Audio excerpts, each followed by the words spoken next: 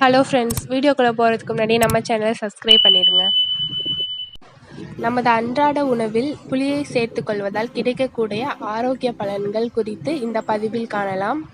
ஊட்டச்சத்துக்களின் களஞ்சியமாக விளங்கும் இந்த புளி சூப்பர் ஃபுட்களின் ஒன்றாக கருதப்படுகிறது. அப்படிப்பட்ட புளியின் பலன்கள் பற்றி இப்போது பார்க்கலாம்.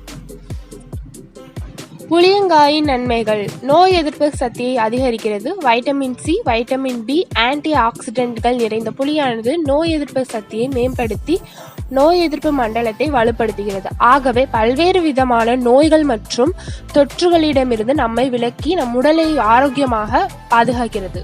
இரத்த அழுத்தத்தை சீராக்குகிறது. இரத்த அழுத்தம் சீராக இல்லாவிட்டால் பல்வேறு விதமான பிரச்சனைகள் ஏற்படலாம். நாள்பட்ட இரத்த அழுத்தம் உயிருக்கே ஆபத்தை ஏற்படுத்தக்கூடிய ஒன்றாக இருக்கலாம். மெக்னீசியம் அளவு அதிகமாக இருப்பதால் புளி இரத்த அழுத்தத்தை சீராக்க உதவுகிறது. மேலும் புளியின் பூஞ்சைக்கு எதிராக செயல்படும் ஆன்டி ஃபங்க் பண்பும் காணப்படுகிறது.